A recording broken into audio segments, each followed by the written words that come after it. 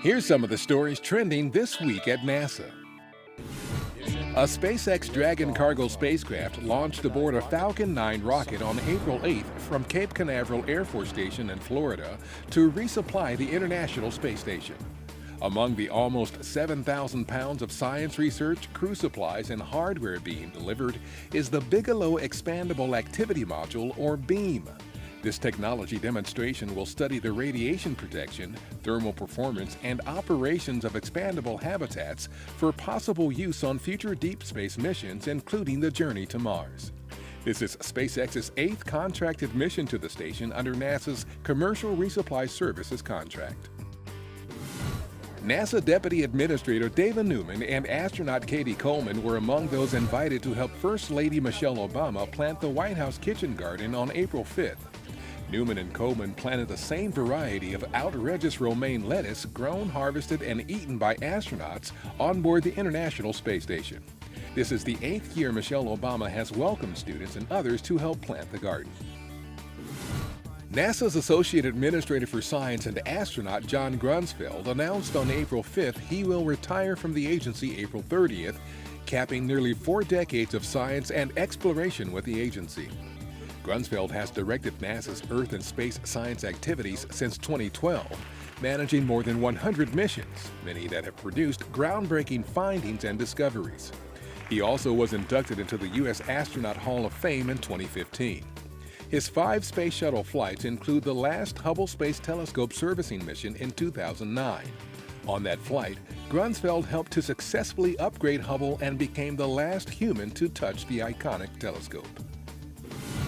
Engineers at NASA's Langley Research Center in Hampton, Virginia recently began a series of water drop tests to understand conditions the agency's Orion spacecraft and crews on board may experience while landing in the Pacific Ocean after returning from deep space missions.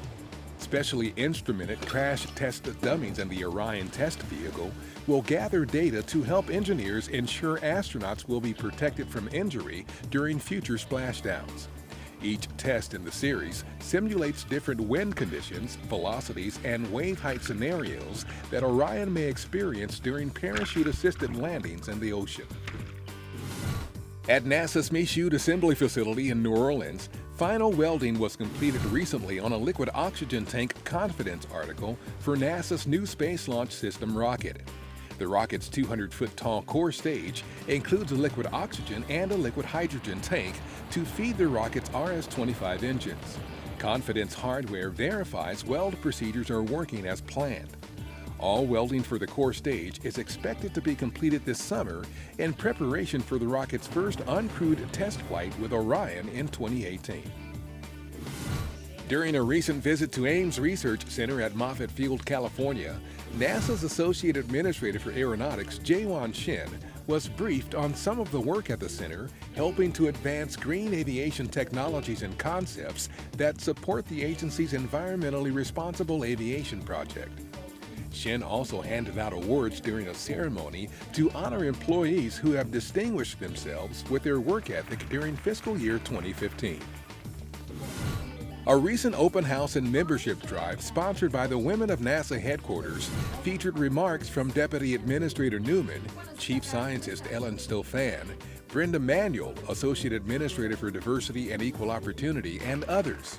The new headquarters employee resource group seeks to encourage diversity, inclusion, and equity in the workplace, and support the advancement and professional growth of women in federal service at NASA headquarters and throughout the agency.